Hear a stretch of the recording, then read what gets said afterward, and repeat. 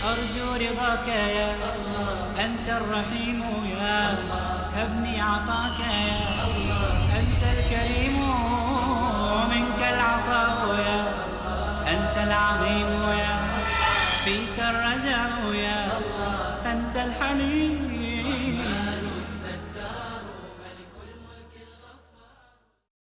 السلام علیکم ورحمۃ اللہ وبرکاتہ۔ الحمدللہ رب العالمین وصلی اللہ وسلم علی نبینا محمد وعلی آلہ وصحبہ اجمعین ومن تبعہ باحسان الی یوم الدین، اما بعد۔ محترم بھائیوں اور بہنوں، حدیث کی مشہور کتاب ریاض الصالحین کا بہت تفصیل سے مطالعہ اور اس کا خلاصہ پیش کیا جا رہا ہے۔ امام نووی رحمۃ اللہ علیہ نے، جو بہت بڑے عالم دین اور بہت مشہور محدث گزرے ہیں، انہوں نے بڑی جاں فشانی کے ساتھ ذخیرہ احادیث سے یہ موتیاں تلاش کر کے اس کتاب میں جمع کی ہیں، اور اس میں طریقہ یہ ہے کہ ہر باب اور ہر چیپٹر کے ساتھ قرآن کریم کے متعلقہ آیات اور احادیث نقل کرتے ہیں، کیونکہ یہی دو ذریعے ہیں، قرآن اور حدیث۔ اسی کے ذریعے سے ہم اپنے ایمان اور عقیدے کو مضبوط کر سکتے ہیں، اپنے اعمال کو درست کر سکتے ہیں اور اپنے نفس کا تزکیہ کر سکتے ہیں۔ وہ گھر جہاں قرآن و سنت کی روشنی ہو، وہاں تاریکی اور ظلمت نہیں آ سکتی، اور جس گھر میں قرآن و سنت کا نور نہ ہو، وہاں اندھیرا، تاریکی اور گمراہی ہوگی۔ اس لیے کوشش کیجئے کہ قرآن و سنت سے اپنی دوستی کو مضبوط کریں، پڑھیے قرآن کو، سمجھیے حدیث کو، اور اس کے مطابق زندگی بسر کیجئے۔ اس سے پہلے ہم نے ریاض الصالحین کے تفصیلی ابواب کا جو خلاصہ اور نچوڑ ہے وہ آپ کی خدمت میں پیش کیا۔ گزشتہ درس میں کھانے پینے کے آداب کے حوالے سے کچھ باتیں بتائی گئی کہ رسول اکرم صلی اللہ علیہ وسلم اپنی امت پر نہایت مشفق اور مہربان ہیں۔ جس طرح سے ایک مہربان ماں اپنے بچے کی چھوٹی چھوٹی باتوں میں بھی تربیت کرتی ہے تاکہ کہیں کوئی کمزوری نہ ہونے پائے،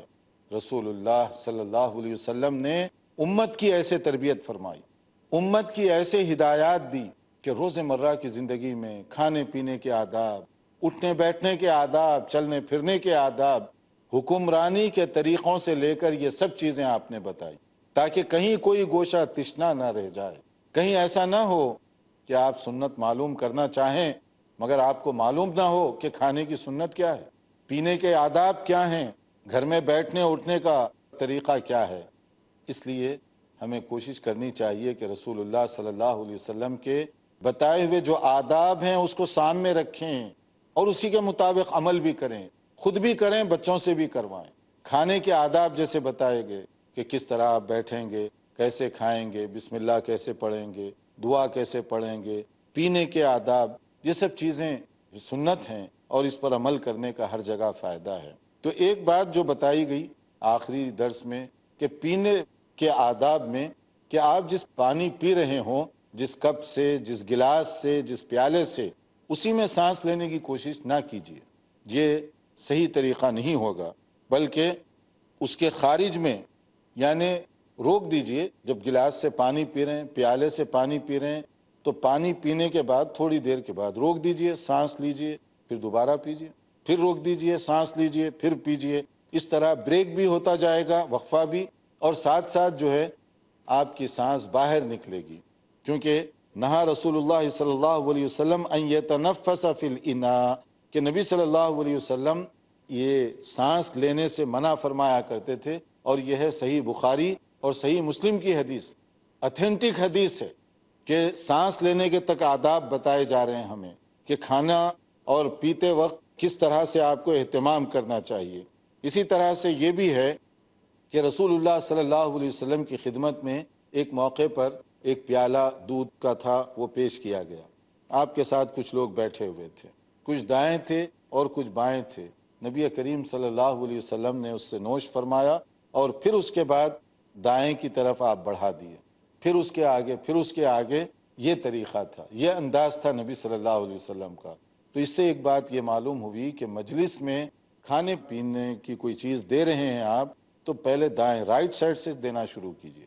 اور اس کے بعد میں لیفٹ سائڈ پر پہنچیے۔ یہ اس کے آداب ہیں، یہ مینر ہے، اور اس کا خیال رکھنا چاہیے۔ جیسے نبی صلی اللہ علیہ وسلم نے فرمایا الایمن فالایمن کہ رائٹ سائڈ پہلے اس کا خیال رکھو، پہلے اس کی طرف سے شروع کرو۔ کسی مجلس میں آپ بیٹھے ہوئے ہیں، کوئی مشروب آپ منگاتے ہیں، کوئی پینے کی چیز منگاتے ہیں، کوئی جوس پانی وغیرہ، تو آپ اسی طرح سے پھر شروع کروائیے کہ رائٹ سائڈ سے دینا شروع کریں۔ ایک دو بار آپ اس طرح کا اہتمام کریں گے تو پھر یہ ایک روٹین بن جائے گی اور اسی طرح اس پر بھی عمل ہوگا۔ اسی طرح سے اس بات سے نبی کریم صلی اللہ علیہ وسلم نے منع فرمایا کہ آدمی جس پلیٹ میں پی رہا ہو یا جس برتن سے یا کوئی جیسے پیالی وغیرہ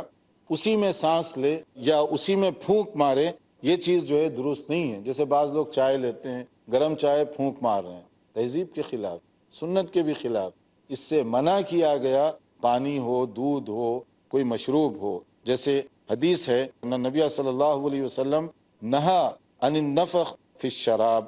کہ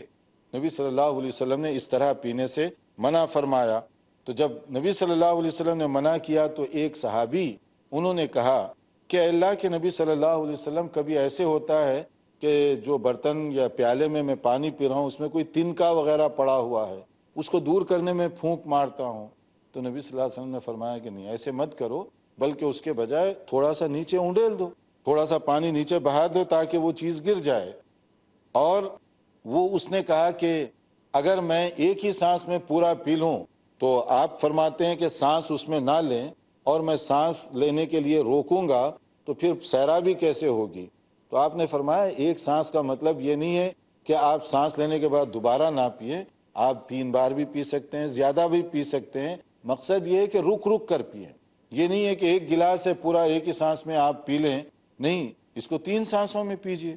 پہلے تھوڑا سا پئیں، رک جائیں، سانس لیں، پھر پئیں، رک جائیں، سانس لیں۔ گرم کوئی چیز ہے اسی میں پھونک مار رہے ہیں، یہ بھی ٹھیک نہیں ہے، تھوڑا سا انتظار کیجئے تاکہ مناسب ہو، اس کی گرمی پینے کے قابل ہو، اس وقت آپ پئیں۔ کوئی تنکا ان کا ہے تو اس کو بہا دیے، اس کو گرا دیے تاکہ جو ہے نا اس سے کوئی نقصان نہ ہو۔ اسی طرح سے ایک اور چیز جو بتائی گئی کہ جو بڑی سرائی ہے یا اس طرح کی کوئی برتن وغیرہ ہے اسی کو منہ لگا کر کھڑے ہو کر پی رہے ہیں آپ، یہ چیز درست نہیں ہے، سوائے ضرورت پر۔ کہیں کوئی ایسی ضرورت ہو تو پی سکتے ہیں ایسے منہ لگا کر، لیکن اگر ضرورت نہ ہو تو آپ کسی چھوٹے برتن میں لے لیجئے، کوئی چھوٹی پلیٹ میں لے لیجئے یا کوئی پیالی میں لے لیجئے۔ جیسے نہا رسول اللہ صلی اللہ علیہ وسلم ان یشرب من فی السقاء او القربۃ، یعنی نبی صلی اللہ علیہ وسلم نے جیسے مشکیزہ ہوتا ہے یا کوئی گھڑا وغیرہ ہو اسی کو منہ لگا کر پینا یا اس طرح سے کر کے اس سے منع فرمایا۔ لیکن بعض اوقات جہاں واقعی ریزن ہو اس کی آپ نے اجازت دی، جیسے ایک موقع پر فشرب من فی قربۃ معلقۃ قائما، کہ نبی کریم صلی اللہ علیہ وسلم نے دیکھا ایک گھر میں مشکیزہ اوپر باندھا ہوا تھا، پانی بھرا ہوا تھا، اب وہ شاید کہ اس کو کھول کر نیچے اتارا جائے، اس سے پانی ڈالا جائے، گرنے کا زیادہ خطرہ ہوتا ہے اور اس میں زیادہ نقصان ہوتا ہے، تو ایسے موقع پر آپ خود منہ لگا کر اس سے پیے۔ تو یہ دونوں چیزیں جو بتا رہی ہیں، جنرل عادت یہ ہے کہ آپ بیٹھ کر آرام سے پئیں، اور کبھی ضرورت ہو کھڑے ہو کر بھی آپ پی سکتے ہیں، جیسے کہ یہاں لفظ ہے قائماً، ترمذی کی یہ حدیث ہے کہ نبی صلی اللہ علیہ وسلم سے کھڑے ہو کر پینا بھی ثابت ہے ضرورت کے موقع پر، ورنہ عام حالات میں بیٹھ کر آرام کے ساتھ پینا یہ زیادہ بہتر ہے۔ اور اسی طرح نبی کریم صلی اللہ علیہ وآلہ وسلم کھانے پینے کے علاوہ جیسے زمزم کا پانی ہے وہ بھی آپ کھڑے ہو کر پیے، جیسے حضرت عبداللہ ابن عباس فرماتے ہیں سقیت النبی صلی اللہ علیہ وسلم من زمزم فشرب وهو قائم، صحیح بخاری اور مسلم کی حدیث ہے کہ نبی کریم صلی اللہ علیہ وسلم جب زمزم کے کنویں کے پاس تشریف لائے تو آپ کو جب زمزم کا پانی دیا گیا آپ کھڑے ہو کر ہی آپ پیے۔ تو اس کا معنی یہ ہوا کھڑے ہو کر بھی پینا درست اور جائز ہے، اور خاص طور پہ زمزم کا پانی اگر کھڑے ہو کر پیے، دعا کر کے کوئی پیے تو یہ ایک اچھی شکل ہے۔ لیکن اگر کوئی بیٹھ کر پینا چاہے تو بھی بیٹھ کر پی سکتا ہے، یہ نہیں ہے کہ زمزم ہو تو لازماً کھڑے ہو کر پیے اور باقی پانی لازماً بیٹھ کر پیے۔ بیٹھ کر پینا عام آداب میں ہے، عام پانی یا مشروب، اور ضرورتاً کھڑے ہو کر پینے کی اجازت بھی دی گئی۔ جیسے ایک صحابی ہیں مشہور حضرت عبداللہ ابن عمر رضی اللہ عنہما، اور یہ ترمذی کی حدیث ہے جس میں کہا گیا کننا ناکل علی عہد رسول اللہ صلی اللہ علیہ وسلم نحن نمشی و نشرب و نحن قیام، کبھی ایسے ہوتا کہ ہم چلتے چلتے کھا لیا کرتے تھے نبی صلی اللہ علیہ وسلم کے زمانے میں، اور اسی طرح کھڑے ہو کر پیا کرتے تھے۔ تو مقصد یہ ہے کہ دو قسم کے حکم بتائے گئے۔ عام عادات، عام طریقہ ہے کہ بیٹھ کر پیجئے، سانس لے کر آرام آرام سے 3 بار پیجئے، لیکن کبھی کبھی ایسے ہو سکتا ہے کہ وہاں بیٹھنے کی گنجائش نہ ہو، کھڑے ہو کر پینا منع نہیں ہے۔ اس طرح ایک اور ادب بھی بتایا گیا، کھانا کھلانے والا یا پانی پلانے والا، اس کا طریقہ کیا ہے؟ اس کو کوشش کرنی چاہیے پہلے دوسروں کو سرو کرے پھر خود پیے۔ یہ نہیں ہے کہ پہلے خود پی رہے ہیں اور اس کے بعد کہہ رہے ہیں کہ دیکھوں گا میں بعد میں دوسروں کو پلاؤں گا، ایسے نہیں، پہلے پلائیے پھر پیجئے۔ جیسے ساقی القوم آخرہم شربن، ترمذی کی حدیث ہے، پلانے والے کے لیے یہ ادب بتایا گیا کہ وہ سب سے آخری میں پیے، دوسروں کو پہلے اور پھر اس کے بعد خود پانی پیے۔ اسی طرح ایک اور مسئلہ ہے،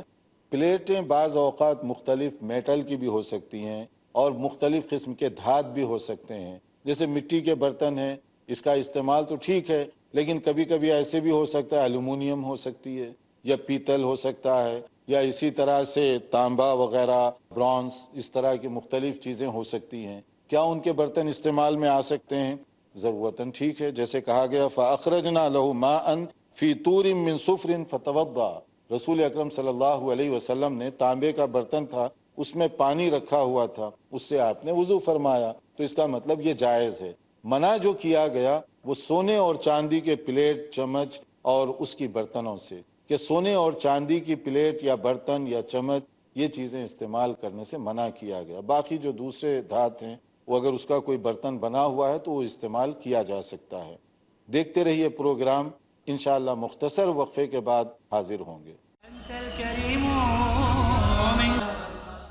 ناظرین، وقفے سے پہلے ہم کھانے پینے کے آداب اور نبی کریم صلی اللہ علیہ وسلم کے بتائی ہوئی باتیں وہ آپ کے سامنے پیش کر رہے تھے۔ اس پر توجہ دیجئے، اس پر عمل کرنے کی کوشش کیجئے، کیونکہ یہ سنت رسول ہے، یہ آداب رسول اکرم صلی اللہ علیہ وسلم کی طرف سے بتائے گئے، جس سے بہتر کوئی مربی نہیں، جس سے بہتر کوئی معلم نہیں، اور آپ کی تعلیمات سے بڑھ کر کسی کی تعلیمات نہیں، آپ کی باتوں سے بڑھ کر کسی کی تعلیمات میں خیر و برکت حاصل نہیں ہو سکتی۔ اس لیے ان باتوں کو سنیے، سمجھیے اور اس پر عمل کیجیے، خود بھی کیجیے، اپنے بچوں سے بھی کروائیے۔ نبی کریم صلی اللہ علیہ وسلم نے سونا چاندی جو ہے، گولڈ اور سلور کی جو برتن، پلیٹس وغیرہ، اس کے استعمال کرنے سے منع فرمایا، اور آپ نے کہا یہ غیر مسلموں کے لیے دنیا ہی کی نعمتیں ہیں، ہیا لہم فی الدنیا وہیا لکم فی الآخرہ، صحیح بخاری اور مسلم کی حدیث ہے کہ یہ ان کے لیے دنیا ہی میں سب کچھ ہے، آخرت میں ان کو کچھ ملنے والا نہیں ہے، جبکہ اللہ تعالیٰ نے ہمارے لیے آخرت میں بہت کچھ رکھا ہے، یہ اور اس سے زیادہ بڑی نعمتیں وہاں رکھی ہوئی ہیں۔ تو اس لیے ان چیزوں کو دنیا کے اندر اس مقصد کے لیے استعمال نہ کیجیے، تاکہ دنیا کی طرف ہماری توجہ نہ رہے اور دنیا کی لگژری کے لیے ہم سب کچھ نہ کریں کہ پلیٹیں بھی سلور کی ہیں اور اس میں چمچ بھی سونے کے رکھے ہوئے ہیں، یہ دولت کا غلط استعمال ہوگا، اس سے منع کیا گیا۔ اسی طرح سے نبی کریم صلی اللہ علیہ وسلم نے ایسے آدمی کے بارے میں جو اس طرح کی پلیٹیں استعمال کرتا ہے منع فرمایا۔ جیسے دیکھیے صحیح بخاری اور صحیح مسلم کی حدیث، جس میں کہا گیا الذی یشرب فی آنیۃ الفضہ انما یجرجر فی بطنہ نارا، کہ وہ آدمی جو اس طرح کی برتنوں میں، سونے چاندی کی پلیٹوں میں کوئی چیز پی رہا ہے، انما یجرجر فی بطنہ نارا جہنم، کہ وہ جہنم کی آگ کو اپنے پیٹ میں بھر رہا ہے۔ اتنی سختی کے ساتھ اس سے منع کیا گیا۔ تو یہ سارے باب کا جو خلاصہ ہے، کھانے پینے کے آداب جو نبی کریم صلی اللہ علیہ وسلم نے بتائے، بہترین جو رہنمائی دی ہے، اس پر ہم عمل کریں۔ روزانہ کی زندگی میں گھر میں جب بیٹھیں، اسی سنت کے مطابق بیٹھیں، اسی سنت کے مطابق کھائیں، بچوں کی بھی اسی طرح سے نگرانی کریں تاکہ سنت کا جو نور اور ثواب ہے اس سے فائدہ اٹھا سکیں۔ پھر اس کے بعد ایک اور باب ہے، وہ ہے کپڑوں کے بارے میں، لباس، کس طرح کے کپڑے پہننے چاہیے، کیسے کپڑے پہننے کی اجازت دی گئی۔ مگر اس سے پہلے ایک اصول بتایا گیا کہ اسلام یہ نہیں کہتا کہ تم ترک دنیا کرو، دنیا کو چھوڑ دو، زیب و زینت کو چھوڑ دو، جائز اور اچھی چیزوں کو چھوڑ دو، اسلام کی یہ تعلیم نہیں ہے۔ البتہ اسلام یہ ضرور کہتا ہے کہ دنیا کو ٹارگٹ مت بناؤ، آخرت کو کمانے کی کوشش کرو، آخرت کو بنانے سنوارنے کے لیے محنت کرو۔ دنیا کے لیے جتنی جائز چیزیں ہیں اتنی ہی تم رکھو، اس کی لمٹ کو، اس سے آگے نہ بڑھاؤ۔ لباس ضروری ہے، لیکن لباس ایسا نہ ہو کہ اس کے لیے آپ کو دولت قرض لینا پڑے، لوگوں سے مانگنا پڑے اور طرح طرح کے غلط کام کرنے پڑیں، ایسے نہیں۔ جو آپ کی جائز ضرورت ہے اس حد تک آپ لیں۔ پھر لباس کا تعلق موسم کے ساتھ ہوتا ہے، گرمی سردی، اور اسی طرح سے آپ کے جاب اور آپ کے کام کے ساتھ ہے۔ مناسب لباس پہننے کی اسلام اجازت دیتا ہے، اس کی حوصلہ افزائی کرتا ہے۔ جیسے قرآن کریم میں کہا گیا، سورہ اعراف آیت نمبر 26، اس میں کہا گیا یا بنی آدم قد انزلنا علیکم لباسا یواری سوآتکم وریشا، کہ لباس اللہ تعالیٰ نے جو نازل کیا ہے ضروریات کے لیے، یعنی تمہاری ستر پوشی بھی ہے اور موسم کی گرمی سردی کے جو اثرات ہیں اس کو محفوظ رکھنے کا ذریعہ بھی ہے۔ اس کو روکنا نہیں چاہیے۔ قل من حرم زینت اللہ التی اخرج لعبادہ من الطیبات، کہ کون ہے وہ جو اللہ تعالیٰ کی حلال کردہ چیزوں کو اپنی طرف سے حرام قرار دے۔ جیسے بعض لوگ بغیر لباس کے پھر رہے ہیں، یا لباس بالکل پھٹا پرانا، حالانکہ ان کے پاس اس کی گنجائش ہے، تو یہ چیز پسندیدہ نہیں ہے۔ اسلام اس چیز کی حوصلہ شکنی کرتا ہے۔ اب اس میں کون سا لباس پہننا چاہیے؟ ایک چیز تو یہ رکھیں، لباس شہرت کا ذریعہ نہ بنے، یعنی دکھانے کے لیے، لوگوں پر روب ڈالنے کے لیے ایسا لباس نہ پہنیے۔ اسی طرح سے ایسا لباس نہ پہنیے جو کسی کا مذہبی شعار ہو، یعنی کوئی قوم بطور مذہبی شعار کے اس کو استعمال کرتی ہو، اس سے فرق کریں تاکہ آئیڈینٹیفیکیشن برقرار رہے کہ آپ دین اسلام کے ماننے والے ہیں۔ اور اس میں جو انداز بتایا گیا، جیسے سفید رنگ ہے، یہ نبی کریم صلی اللہ علیہ وسلم کو سب سے زیادہ پسندیدہ تھا، وائٹ کلر، جو آپ عام طور پر پہنا کرتے تھے، اور آپ نے فرمایا البسوا البیاض فإنها اطہر واطیب وکفنوا فیہا موتاکم، کہ سفید لباس کا اہتمام کرو کیونکہ یہ زیادہ پاکیزہ ہے، اور اس سے آدمی کو ایک قسم کا فرحت، سکون بھی حاصل ہوتا ہے۔ اور اسی طرح سے آپ نے فرمایا تمہارے جس کا انتقال ہو جائے تو اس کو کفن سفید کپڑے ہی کے ذریعے سے دیں۔ نبی کریم صلی اللہ علیہ وسلم سفید کپڑے کی جہاں اہمیت بتا رہے ہیں، اس کا یہ معنی نہیں ہے کہ کوئی آدمی اگر کلرڈ کپڑے پہنے، اس سے منع نہیں کیا گیا، یہ جنرل پسند ہے۔ اکثر آپ کے کپڑے سفید ہوا کرتے تھے، لیکن کبھی کبھی دوسرے رنگ کے بھی آپ نے کپڑے زیب تن کیے، کبھی کبھی دوسرے کپڑے بھی آپ پہنتے رہے، منع نہیں کیا گیا۔ جیسے مثال کے طور پہ حضرت برا رضی اللہ عنہ فرماتے ہیں کہ رسول اکرم صلی اللہ علیہ وسلم کو انہوں نے ایک مرتبہ سرخ لباس میں دیکھا، وَلَقَدْ رَأَيْتُهُ فِي حُلَّةٍ حَمْرَاءَ مَا رَأَيْتُ شَيْئًا قَدْ أَحْسَنَ مِنْهُ، یہ بھی بخاری اور مسلم کی حدیث ہے کہ میں نے ایک مرتبہ رسول اللہ صلی اللہ علیہ وسلم کو سرخ لباس میں دیکھا، اتنے خوبصورت کہ اس سے زیادہ خوبصورت میں آپ کو کبھی نہیں دیکھا۔ اسی طرح ایک اور صحابی فرماتے ہیں کہ رأیت رسول اللہ صلی اللہ علیہ وسلم وعلیہ ثوبان اخضران، یہ ابو داؤد کی حدیث ہے کہ میں نے نبی کریم صلی اللہ علیہ وسلم کو دیکھا، آپ کے اوپر اس وقت سبز چادر تھی، سبز، گرین، تو وائٹ بھی ہو گیا، ریڈ بھی ہو گیا، گرین بھی ہوا۔ اسی طرح سے حضرت جابر رضی اللہ عنہ بیان فرماتے ہیں ان رسول اللہ صلی اللہ علیہ وسلم دخل یوم فتح مکہ وعلیہ عمامۃ سوداء، صحیح مسلم کی حدیث ہے کہ رسول اکرم صلی اللہ علیہ وسلم کو میں نے دیکھا فتح مکہ کے موقع پر، جب مکے کی وکٹری ہوئی تو آپ تشریف لے جا رہے تھے، آپ کے اوپر جو پگڑی تھی وہ کیسی تھی، امامہ جو باندھے ہوئے تھے وہ کالے کلر کا، سیاہ رنگ کا تھا، بلیک۔ تو اب دیکھیے وائٹ بھی ہو گیا، ریڈ بھی، گرین بھی، سیاہ بھی، بلیک بھی، حسب ضرورت۔ لیکن نبی کریم صلی اللہ علیہ وسلم کا عام جو معمول تھا، جو چادر آپ اوڑا کرتے تھے وہ سفید، عام لباس آپ کا جو تھا سفید تھا زیادہ تر۔ یہ جائز ہے کہ آدمی اس کے علاوہ دوسرا کوئی کلر جو مناسب ہو اس طرح کا وہ پہنے، اور پھر لباس جو ہے آدمی کی اپنی ذہنیت کی عکاسی کرتا ہے۔ اسی طرح سے اس کی جو لیول ہے اس کے بارے میں بھی لباس کے ذریعے سے آپ پہچان سکتے ہیں۔ تو اس لیے ایسا لباس نہ ہو جس کو ہم کہتے ہیں بہت چچورا قسم کا لباس، اور بہت اس طرح سے کہ غیر مہذب سا، غیر شائستہ قسم کا، جیسے بعض لڑکے آج کل پہننے لگے ہیں، بڑی بڑی تصویریں لگا کر سامنے آگے پیچھے پتہ نہیں کوئی لوگو لگایا ہوا ہے، کوئی ٹریڈ مارک لگایا ہوا ہے، اور پھر کیسی کیسی تصویریں لگائی ہوئی ہیں، پھر کیسے کیسے جملے لکھے ہوئے ہیں، یہ اس طرح کی چیزیں آدمی کے دماغ کو ریفلیکٹ کرتی ہیں کہ اس کا دماغ کس طرح کا ہے، کیسے اس کی سوچ ہے۔ لباس بے شک آپ پہنے، شائستہ ہو لباس، مہذب قسم کا لباس ہو، تو اس میں اسلام میں بڑی گنجائش اور بڑی فلیکسیبلٹی ہے۔ اور نبی کریم صلی اللہ علیہ وسلم کے اسی طرح سے کفن کے بارے میں آپ کی وفات کے بعد اس میں بھی بتایا گیا۔ حضرت عائشہ رضی اللہ عنہا فرماتی ہیں، کفنا رسول اللہ صلی اللہ علیہ وسلم فی ثلاثت اثواب بیض، کہ نبی کریم صلی اللہ علیہ وسلم کو 3 کپڑوں میں کفن پہنایا گیا، جو ابیض یعنی سفید قسم کے کپڑے تھے، وائٹ کلر کے کپڑے تھے جس میں آپ کو پہنایا گیا، اور وہ ایک جگہ سہولیہ یعنی ایک جگہ کے بنے ہوئے تھے کاٹن کے، وہ اس کے اندر کوئی سلا ہوا کپڑا نہیں تھا، نہ شرٹ تھا نہ پگڑی تھی، بلکہ پلین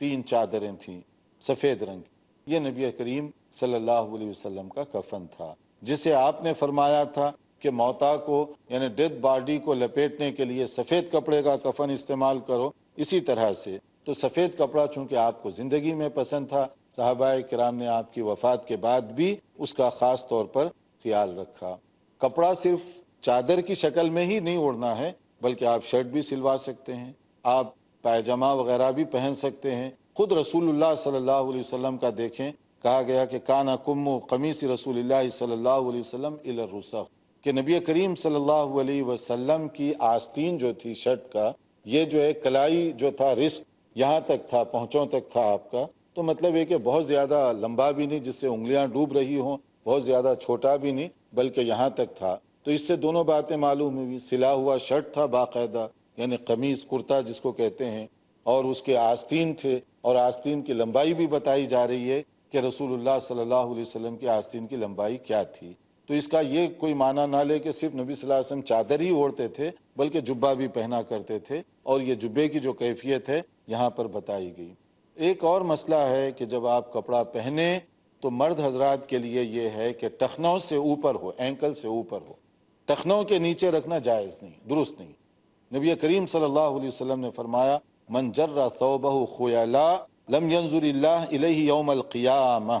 کہ بخاری کی حدیث ہے کہ جو تکبر اور غرور کرتے ہوئے اپنے کپڑوں کو نیچے لٹکائے گا، اللہ تعالیٰ نظر کرم اس پہ نہیں ڈالیں گے قیامت کے دن۔ ما اسفل من الکعبین من الازار ففی النار، جو ٹخنے سے نیچے لٹک رہا ہے وہ جہنم میں جائے گا۔ اب اس میں تو بڑا کلیئر مسئلہ ہے، اس میں نہ خیلا ہے نہ بطرن ہے نہ کچھ ہے، جو ٹخنے سے نیچے ہوگا، اینکل سے نیچے ہوگا، مرد حضرات کے لیے وہ گویا کہ جہنم کا حصہ بنے گا۔ تو اس لیے ان ساری چیزوں کو سامنے رکھتے ہوئے کم سے کم یہ ڈاؤٹ فل چیز تو ہے، تو ڈاؤٹ کی چیزوں سے بھی بچنا چاہیے ایک مومن کو، اور کوشش کیجئے کہ